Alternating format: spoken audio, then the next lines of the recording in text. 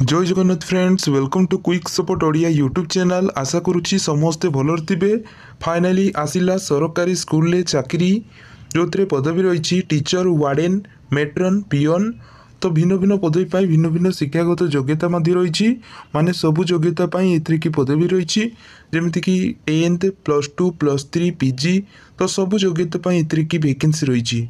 सबुठार बड़ कथा हूँ कौन प्रकार परीक्षा ना, नो एग्जाम, नो फीस एवं कौन आवेदन चार्जेस पड़ो ना। तेरे आवेदन लास्ट डेट रही 10/12/2025। सबू जिलार पुओ झील उभय चाहिए आवेदन करेंगे। केमिति आवेदन करेंगे, कौन सब अदर डिटेल्स एलिजिबिलिटी क्राइटेरिया रही वीडियो आम देखा। चैनल जो मैंने नुआ अच्छा दयाकोरी चैनल को सब्सक्राइब कर बेल आइकन को प्रेस कर दिंतु। आगू जितेबाला भी वीडियो अपलोड हम यही चैनल में सर्वप्रथम देखापी पाइपर। आ बिना स्किप्रे वीडियो शेष पर्यटन देखु। सो फ्रेंड्स, ऑर्गेनाइजेशन नेम रोची Odisha government school. Who can apply, क्यों मैंने अप्लाई करेंगे। ऑल ओडिशार सबू कैंडिडेट चाहिए अप्लाई करेंगे। जेंडर कथा जदि आम देखा, बोथ मेल एंड फीमेल उभय पुरुष हूँ कि महिला उभय चाहिए आवेदन करेंगे। Job type government job vacancy रही किंतु एटा कॉन्ट्रैक्चुअल पोस्ट रोची। प्लेस ऑफ पोस्टिंग कथा जदि आम देखा, ओडिशा भितर ही पोस्टिंग मिल। पोस्ट नेम बा पदवीर ना रही पीजीटी माने post graduate teacher, warden, matron, peon, cook. तो यही भाव में उभय टीचिंग एवं नॉन टीचिंग पोस्ट वैकेंसी रही।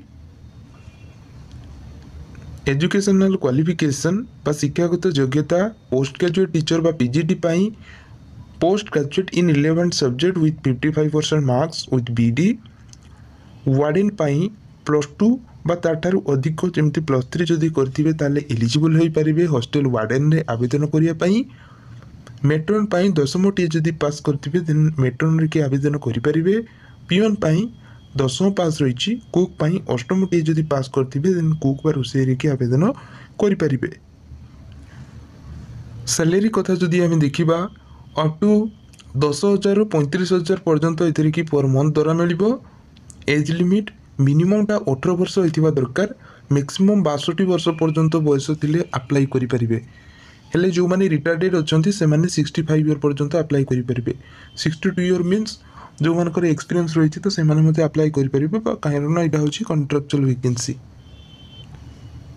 सिलेक्शन प्रोसीजर कथा जदि आमे देखिबा ताले इंटरव्यू हो, कैरियर मार्क देखा जीवो, डॉक्यूमेंट वेरिफिकेशन हो, देन एक्सपीरियंस देखा जीवो। तो एभली भाव में सिलेक्शन प्रोसीजर रहउची।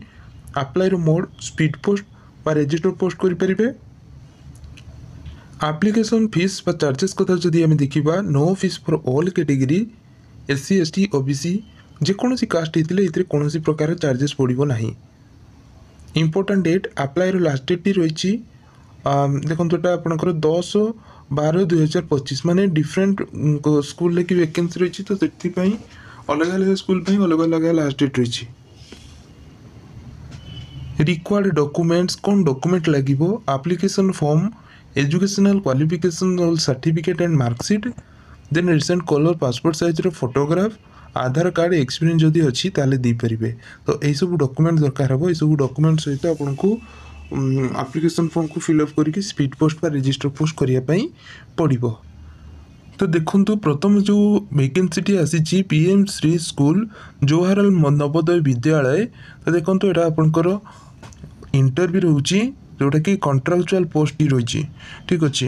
तो ये अप्लाई लास्ट डेट रही 2/12/2025। तो यही डेट्रे ही आपंकर अप्लाई करने पड़ो जोटा कि आपंकर इंटरव्यूटी रोचे माने ये कि डायरेक्ट इंटरव्यू हम। पोस्ट रोची मेट्रन रोची 3टी पोस्ट रोची जोटा कि आपंकर मिनिमम क्वालिफिकेशन 10th पास करथिबा दरकार। बयस 35 से 55 वर्ष भीतर बयस होइथिबा दरकार। तो एभली भाव में आपंकर डिटेल्स रोची।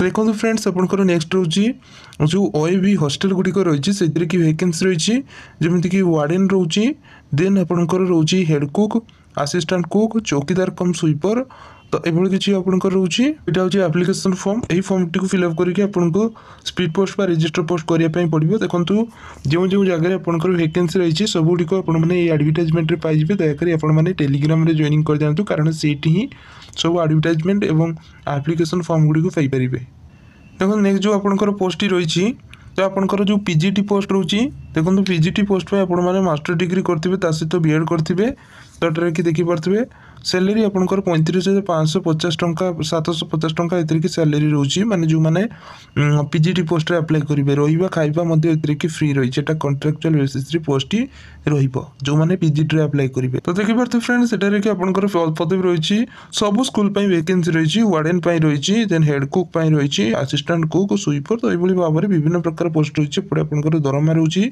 वार्डन पई 21,175 टंका देन हेड कुक पई 9,000 टंका सैलरी रोची असिस्टेंट कुक पई 6,750 टंका देन चौकीदार कम स्वीपर पई आपनकर 7,500 टंका एतरी की रोची। तो एटे क्वालिफिकेशन दिया है आपण माने चाहले चेकआउट करि परिबे।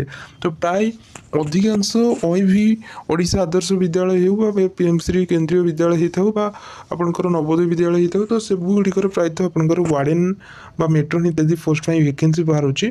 तो सब जो सब जगह बाहरी मुझे गुड़िक आपको टेलीग्राम देदेवी आपने टेलीग्राम रे ही पाइबे सब एडवर्टाइजमेंट गुड़िक। सो फ्रेंड्स यह थिला आपण मानको पय जॉब रो अपडेट आशा करूची वीडियोटी आपण मानको भलो लागिथिबो। जदि वीडियोटी आपण मानको हेल्पफुल लागिची वीडियो को लाइक करिवे चैनल को सब्सक्राइब करिवे बेल आइकन को प्रेस करिवे आगु को job update pi. Thank you watching for this video.